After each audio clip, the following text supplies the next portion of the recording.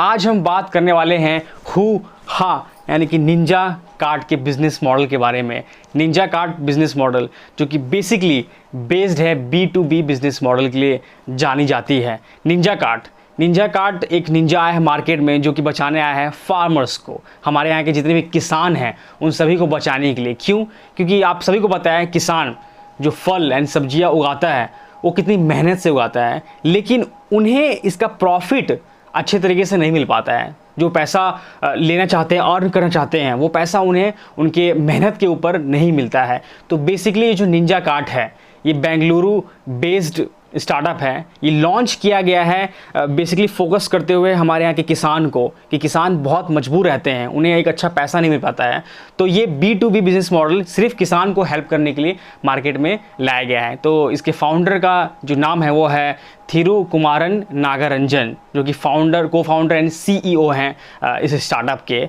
तो हमारे यहाँ पे जितने भी किसान हैं वो बेचारे जाते हैं मंडीज़ में, आपको पता है होलसेल्स के मंडी होते हैं, तो वहाँ पे जाते हैं और बहुत सारे बीच में मिडिल मैन्स होते हैं। तो उनके हाथ पे, उनके एक के हाथ से निकला, फिर दूसरे के हाथ से निकला, फिर तीसरे के हाथ में आया। तो ऐसे घूमते घूमते जो उनका सामान है और ख़राब होते हुए लास्ट में उनको पैसा मिलता है। बहुत मिडिल मैन से, बहुत ज़्यादा जो मिडिल मैन होते हैं उनके बीच से गुजर के उनके पास फिर लास्ट में पैसा आता है। तो दैट्स वाई जो इनके फाउंडर हैं इन्होंने सोचा कि हमें कुछ इन लोगों के हित में, इनको हेल्प करने के लिए एक ऐसा स्टार्टअप निकाला जाए जो कि डायरेक्ट अपना जो सामान है, जो खेती करते हैं ये अच्छे तरीके से बेचारे मेहनत करते हैं, तो वो डायरेक्ट बेचें सामान हमारे ऐप के थ्रू, हमारे स्टार्टअप के थ्रू, और अच्छा पैसा अर्न कर पाए, बीच में कोई भी मिडिल मैन नहीं आ पाए।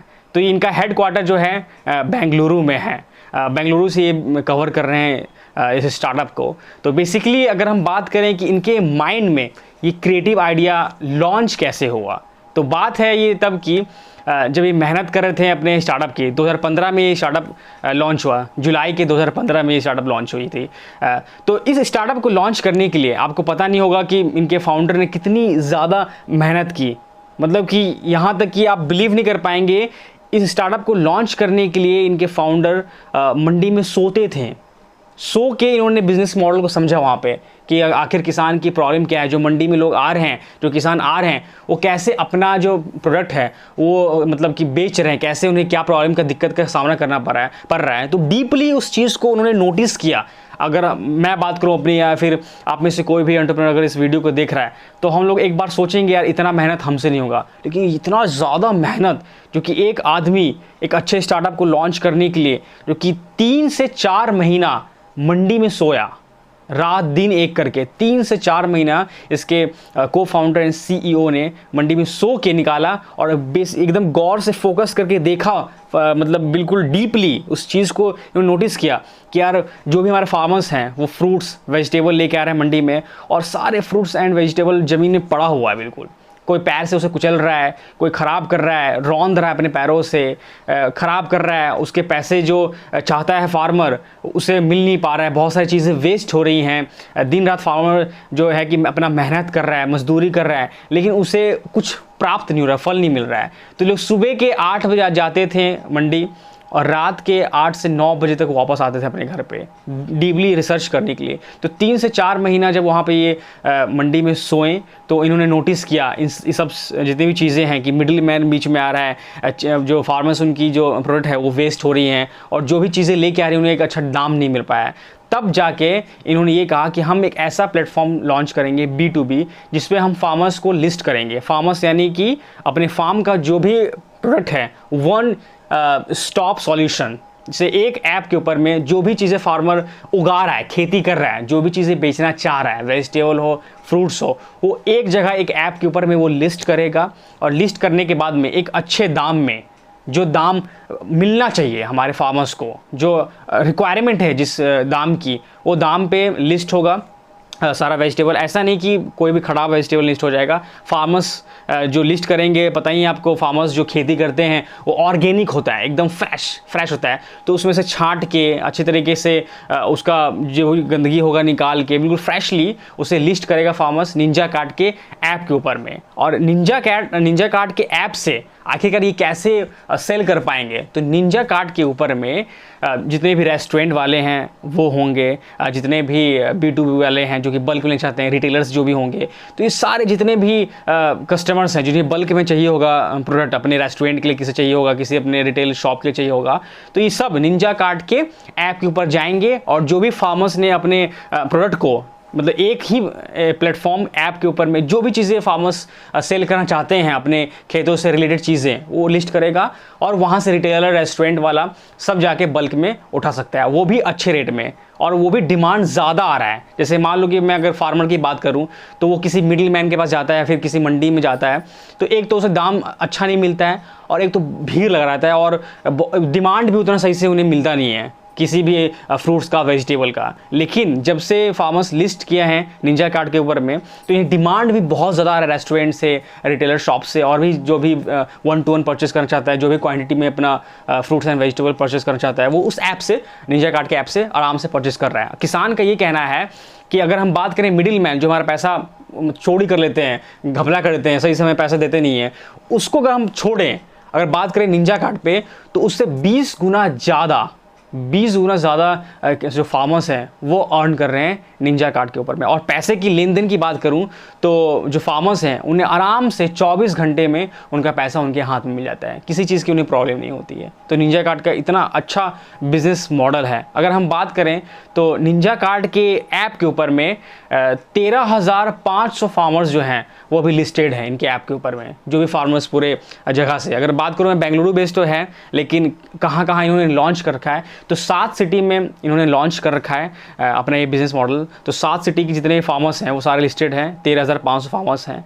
अगर मैं बात करूँ निंजा कार्ट का अगर रिवेन्यू क्या आता है, तो एनुअली अगर बात करूँ तो निंजा कार्ट का जो रिवेन्यू है $1.8 मिलियन का है एनुअली, जो रिवेन्यू है निंजा कार्ट का। अगर मैं बात करूँ फंडिंग्स की, क्योंकि आप में से बहुत सारे लोग सोचते हैं ना कि फंडिंग कितना मिला, फंड्स इन्होंने लिया है नहीं लिया है, तो फंडिंग इन्हें मिला है।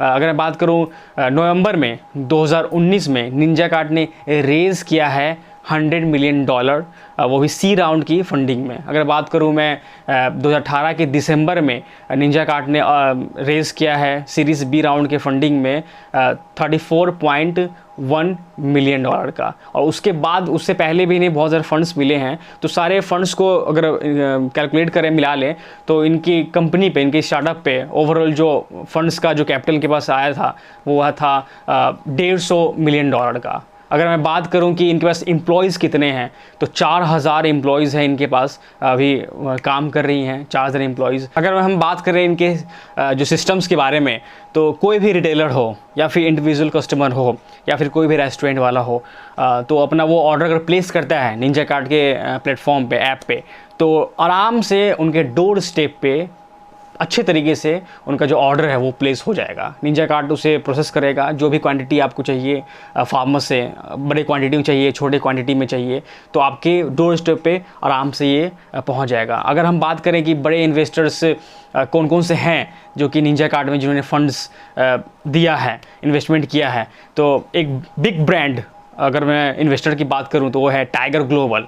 टाइगर ग्लोबल के बारे में आप सभी लोग जानते होंगे, बहुत बड़े इन्वेस्टर हैं, बहुत पैसा लगाते हैं स्टार्टअप्स में, मोस्टली लगाते हैं टाइगर ग्लोबल। और भी हैं इन्वेस्टर्स जो कि छोटे स्तर पर, लेकिन बिग ब्रांड में बात करूं तो टाइगर ग्लोबल है। तो ये जो निंजा कार्ट का बिजनेस मॉडल है काफ़ी अच्छा है। इनके और भी मार्केट में कॉम्पिटिटर्स हैं, बहुत सारे हैं, लेकिन अदर लाइन में है, थोड़ा सा सिमिलर है, लेकिन निंजा कार्ट ज़्यादा अच्छे तरीके से चल रहा है B2B के लिए, क्योंकि इसके अंदर फार्मर्स का ये कहना है कि हमें कोई भी प्रॉब्लम नहीं है निंजा कार्ट में।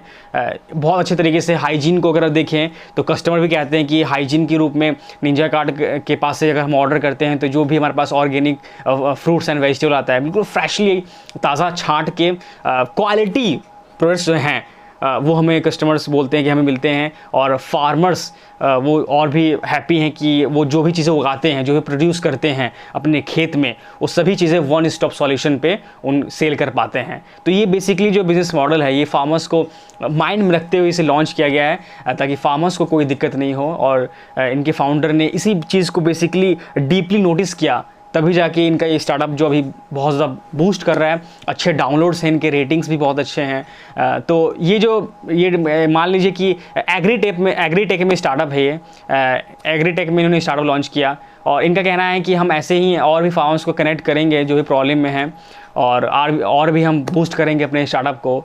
तो ये आई होप आपको ये बिज़नेस मॉडल आज का पसंद आया होगा। अगर पसंद आया है तो शेयर करिएगा अपने सारे फ्रेंड्स एंड फैमिली में, और अगर आपको सिमिलर ही ऐसा स्टार्टअप करना है तो आप भी कर सकते हैं। फार्मर्स के लिए वेजिटेबल एंड फ्रूट्स का डिमांड अभी बहुत ज़्यादा मार्केट में चल रहा है। तो बस यही था आज का वीडियो, मिलते हैं आपसे किसी नेक्स्ट वीडियो में, तब तक के लिए बाय।